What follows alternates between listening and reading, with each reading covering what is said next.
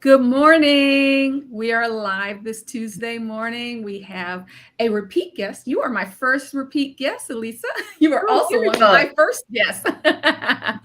But it's very timely because today we're going to be talking about what parents and students, what families should be doing in the summer in preparation for that whole college admissions process. So, whether you have a rising freshman, sophomore, junior, or senior, there may be things that you should be doing or not doing. Mhm. And Elisa is an expert. She's going to talk to us about that. But first, I want to remind you that we are live on Tuesday morning at 10:30 a.m. So if you're watching us live, please place your comments and questions in the comment section, and Elisa can address them live on air. If you are watching a replay, thank you for doing that. Thank you if you're live also.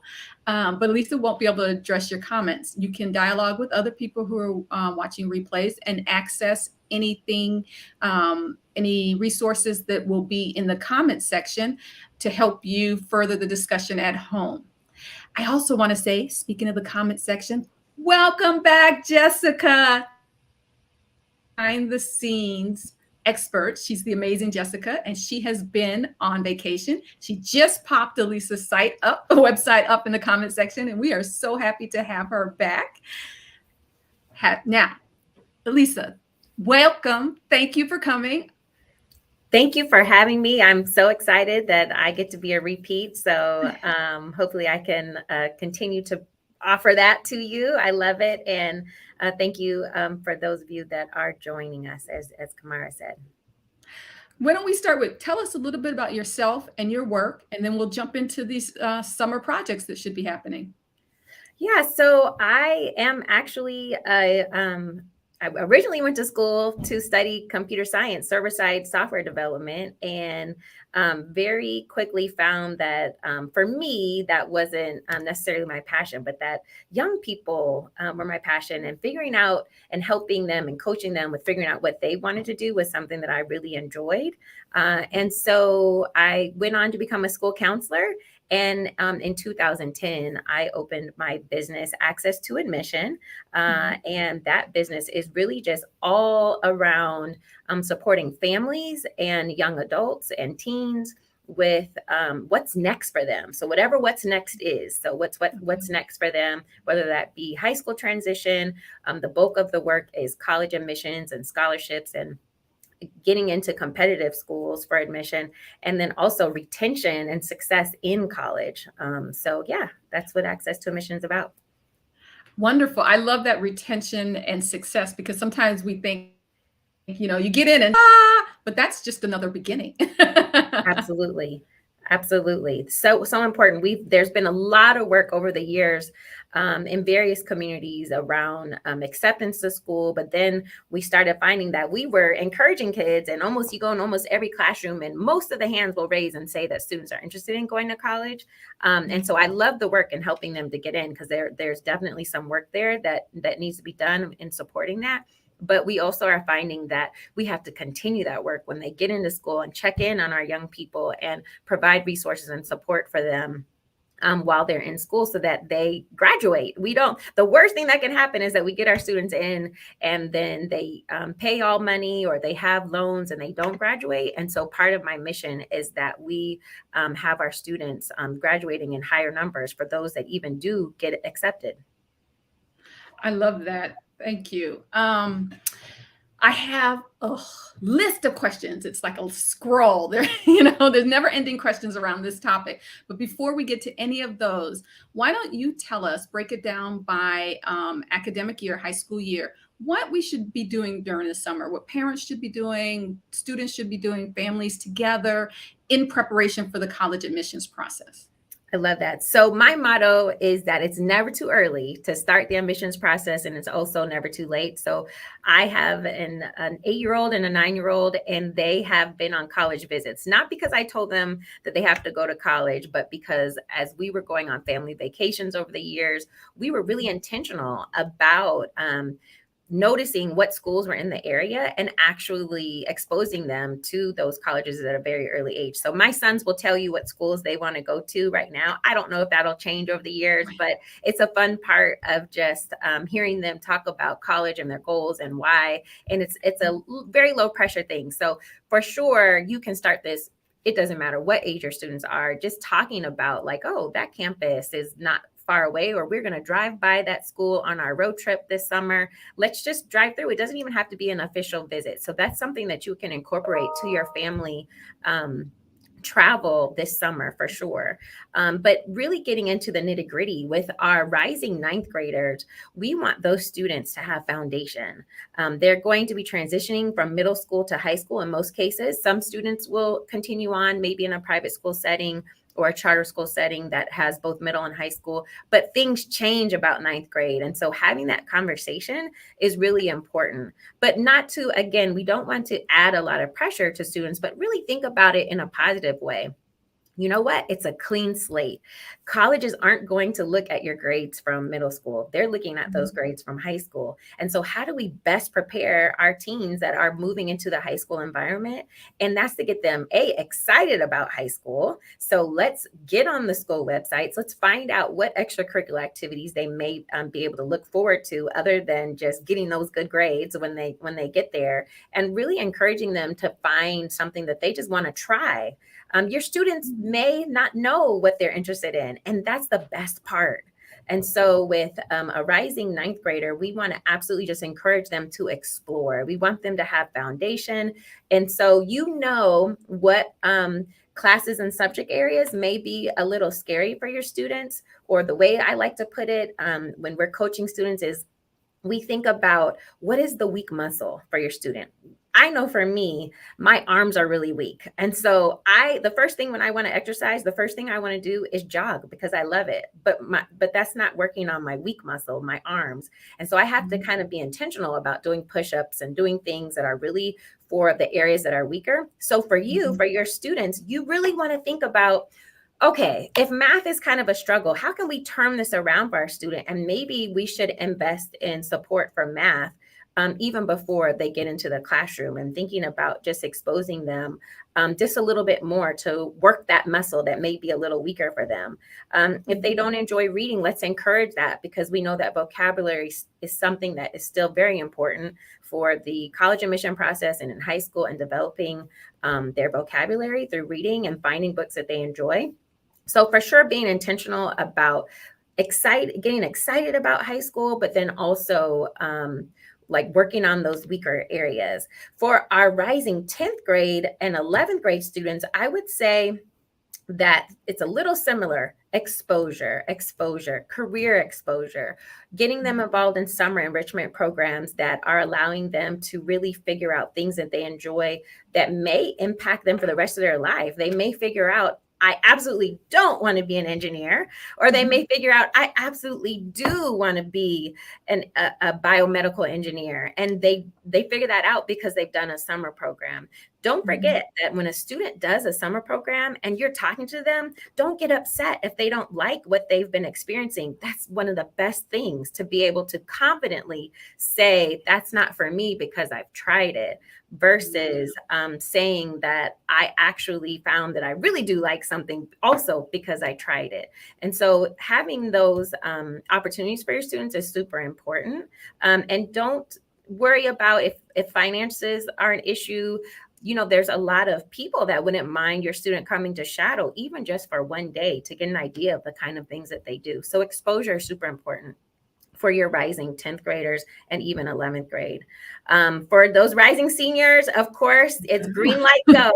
I could say that it's something different, but hey, this is it. That's the last summer. We want to work really, really hard on your essays, building your list for college.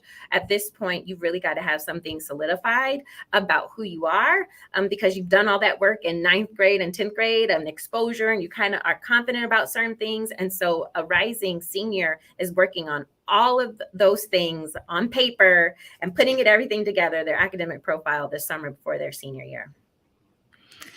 Okay, let's get into the nitty gritty. The Okay. first thing everybody asks, now I have questions in Okay. order, but the first thing everybody asks about are the standardized tests. Mm, When should they start studying? mhm. When should they take their first test? Should it be in the summer? Which summer? Summer before sophomore year? Do they wait to the summer before senior year? What? Right. So there are some general rules, but I will say that I want you to keep in mind that your child may be a little bit different because you have to consider where your student is academically. If your Mhm. student is in, the highest level math classes and the highest level science classes, and they're just killing in all the areas, they may be able to take some exams a little bit earlier. And for students that are maybe still trying to get some of those foundational skills, it is still test prep if they're building those foundational skills, but it might not be called test prep officially. So to Mhm. answer your question, for sure, we want all of our students their junior year, we want them to take a practice SAT in October. So because of Oh, I that, love if you just walk backwards from the date, it's always the second Wednesday in October that it's offered, usually in the schools. And for some that may have a different religious background, they may be able to take it on that Saturday of that same week. You want them to prepare for that test. The reason why we're saying junior year is because that one actually counts for the National Merit Scholarship qualifying test. Mhm. And that there's a lot of money tied to that test if you do well. It also will give you a lot of information about what kind of test prep you need to do for the real SAT or ACT that you might take. So right now, I'm saying that if you are rising junior, I want you to think about really starting to do some initial test prep, even in that summer.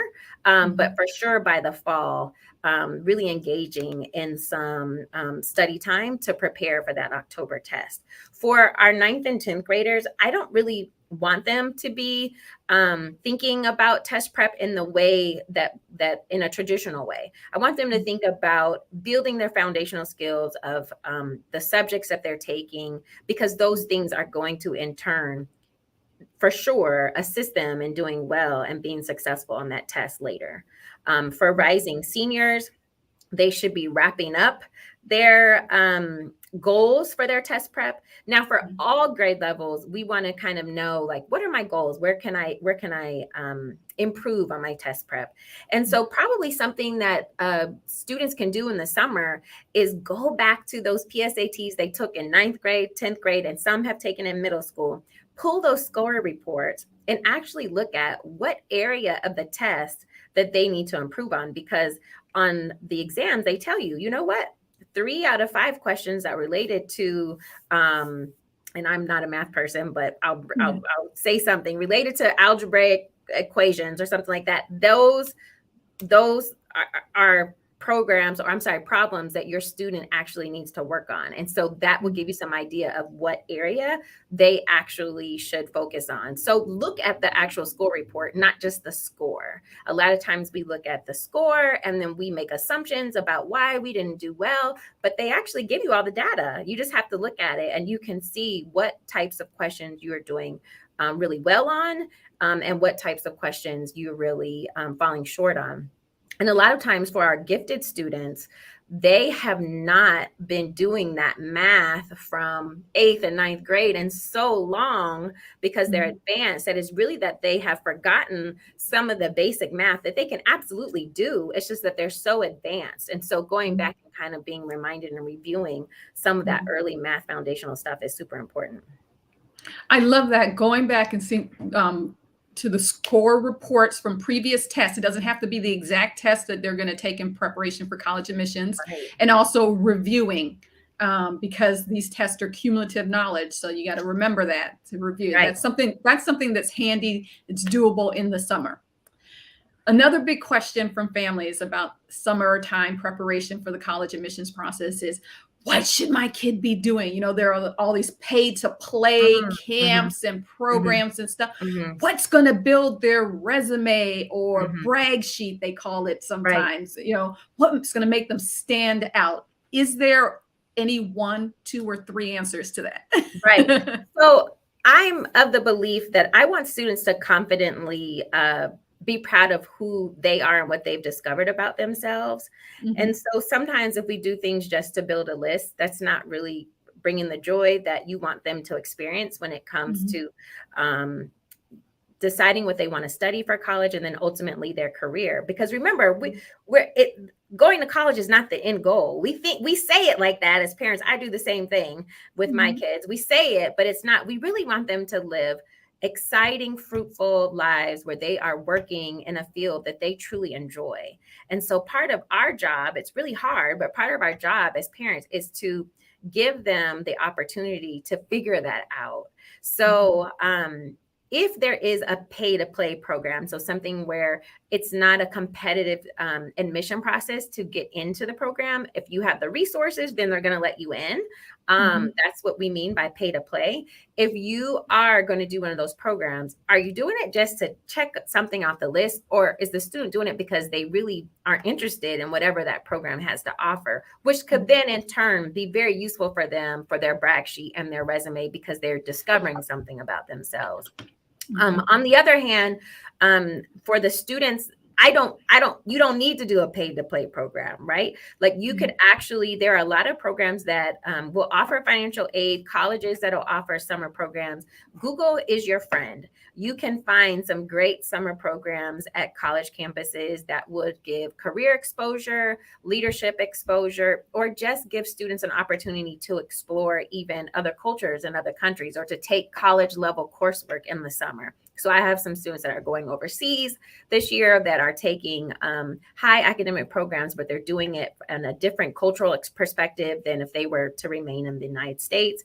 And then I have students that are going down the street from where I am, which is Georgia Tech, and they're participating in an engineering program there. So because it's something that they're interested in. Mhm. So those are things that you can do. It's all about kind of just getting opportunity to decide what do I like and what don't I like. And I would say that the only real answer that I would give is what not to do, and that is don't waste your summer. You don't want to be in a situation where you haven't read any books, you haven't taken the time to even take one small practice section of an ACT or SAT test, and you're a rising senior. You just play video games all day and you're not even interested in being a video game creator. You want to make sure that you're doing something that is productive. And it doesn't mean that every hour and every day of the summer needs to be filled, because just like adults, our young people need rest and they have Mhm. really busy school lives. And so we want them to understand the balance of having some rest during these summer months. But we also want to maximize our summer because it's such an amazing time for them to really get involved in some great things. I've had some students in the past that weren't a part of any particular organization, but they themselves came up with something that they wanted to do, a need that they Mhm. saw in their community, and they got some friends together and they worked on some things, and it brought them joy. And so I always want to go back to, like what could bring deep joy with Mhm. this opportunity for your student, and that's where we want them to get. So you've mentioned a few things. In the summertime, students, they have a plethora of opportunities. They can do those pay to play programs. They can go to camps. They can do the academic programs. They Mm-hmm. can work. They can engage in community Mm-hmm. service. They can do some combination of that. How do colleges view this? Do they prioritize one or the other? Are they weighted in the application process? Does it make a difference? Should our children be thinking in terms of do more of this and less of that? Right. Such a good question. So, um, for the most part, more and more colleges are moving towards what is called a holistic review of the student. They're Mhm. taking into consideration what's available for the student and what isn't. So a student's parent that doesn't have the means to participate in a $10,000 or $20,000 program in Stanford Mhm. um, is not going to be penalized against a Mhm. student that did have those resources. Those things will be considered. But it's not that one is better than the other by Mhm. any means. And again, the point is not to build a list, but to build an experience and to have an experience that the student can speak to, hopefully on their essays, or that has impacted what they want to do and why they want to do it. Sometimes we see trends in admissions where students, depending on the latest shows that have been out, that students will in droves like bend towards that career interest. So like there might be seasons where everybody wants to do I don't know, like something that they've seen on CSI or something on some other show that's popular for teens right now. And then but they themselves haven't had any experiences or spoken to anybody in those fields. And so it's kind of hard for a college admissions person to really read through that and see the connection of why a student would want to pursue the career that they are saying that they're interested in. So we have to be able to own what we're saying we want to study when we get to college, because in those essays, which on average, a student will write about 15 essays during the admissions process, if you include the personal statement, supplements, and even scholarship opportunities, you're looking at on average about 15 that the student will write. And so that you want them to have content to pull from. And so those summer programs are great to pull that content, but not to say, like, ooh, I did this program and I got into, or I went on this missions trip because I really want to help those that are underserved. It's not necessarily that. What did you learn from the experience? How is it impacting you? And then what will you do with it when you're in college? So really the so what needs to be answered. So you did it. So what? What does that mean? Yeah. I like that. The so what? Scholarships. When do families begin researching and applying for scholarships? And is there a difference between the parental involvement and the student involvement in the scholarship process? Right. So yesterday, you need to start yesterday. So no, really. So rising ninth grade families should be looking at scholarships. Absolutely. So some of my favorite websites now, when I first started my business in 2010, I used to have families that would email me and say they wanted help with scholarships. And literally a part of my service was searching for scholarships for them. Well, now all these other great entrepreneurs have come up with these amazing tools. I don't even offer it as a service anymore. It's more of a coaching of this is what you need to do, and I'll help you with the application. So goingmerry.com is a great one. That's a free one. My Scholly is a great one. MySchoolly. Those are apps that are like under $5 a month for students to put on their phone, and they can research scholarships. You can put what year your student will graduate from high school, and the students can apply. The parents, especially my parents that give stipends still. Do parents still give stipends to teens? If you still give stipends, I'm telling you to give a stipend to your student for applying for scholarships. That should be their first part-time job, because if your student is regularly applying for scholarships and you're paying for them to research scholarships, the return on your investment is going to be so much higher than if you are just asking them to go work at the local Chick-fil-A. So I would really recommend that parents are involved with encouraging students to apply to scholarships, but giving them the resources and to those databases to research. And Google, again, is a great one for researching. And then don't forget about your local neighborhood organizations, professional organizations that parents may be involved in. And then also professional organizations that you may be interested in. So like if you want to be a nurse, or you want to be in accounting, or you're interested in being an actuary, you can look at the professional organizations. And a lot of times they want people coming behind them to major in those careers. So they offer scholarships to encourage young people to pursue that career. And so those are definitely things that can be done even as young as a rising ninth grader. So if you're asking me, are the same number of scholarships available for rising ninth graders as a graduate? No, there's much more that's bent towards a high school student that is a rising senior and going to graduate from college. But are there scholarships available for younger students? Absolutely. Absolutely. And some of them aren't necessarily related to a specific career. So dosomething.org is a great website that the students are encouraged to do some sort of public service action item that would give them access to scholarships. The College Board right now, they have for the last several years, and I've had students earn these scholarships just for doing the college admissions process and putting your name in and doing the steps for juniors, beginning your junior year, they're able to apply for up to, I believe, like $25,000 worth of scholarships to take different steps in the process, build your list, take the SAT, all the things you're going to do anyway.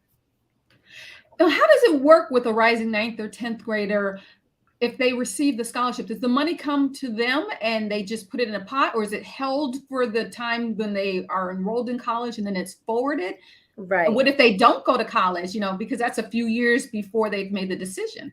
Right. So it depends on the organization. So I've had a couple of students that have earned local scholarships upwards to $10,000, and they're rising 9th graders, and they don't have that money. It will, when they enroll in college, it's incentive for them to enroll in college because they know they already have that $10,000. But then also there are some organizations, particularly your book scholarships, which would be anything that's like less than $2,000.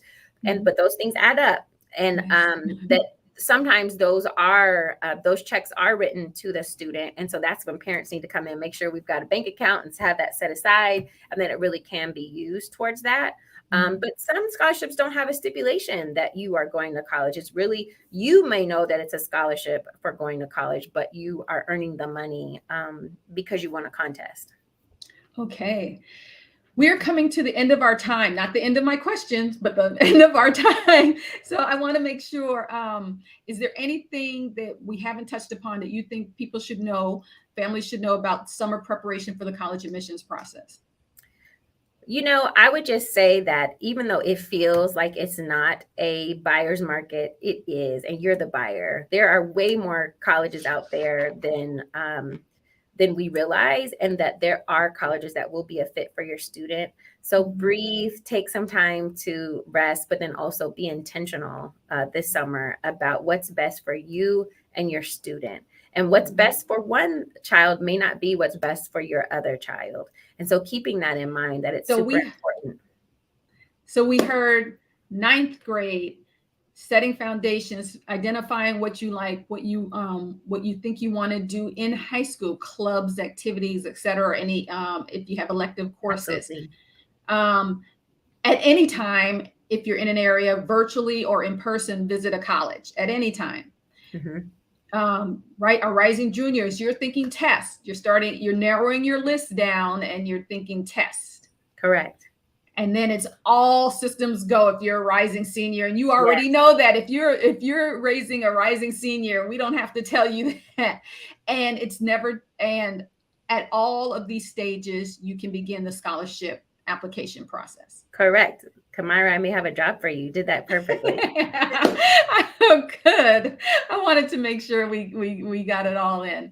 Thank you so much. We like, school is out and we don't like to think about it, but I know that families are always thinking college. It's in their mind. And a lot of us are telling our students, it's the summertime, do it. Draft your essays. That's one thing we didn't touch. When should they start drafting essays?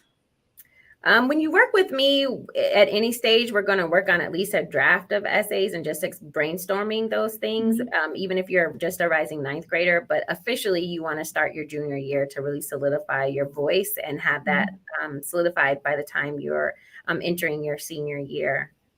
Okay, so that's good to know, because a lot of people wait till senior year and then it's very stressful. So you want to start at your junior year. You may not know the exact essays, but there is an art to crafting it. Correct.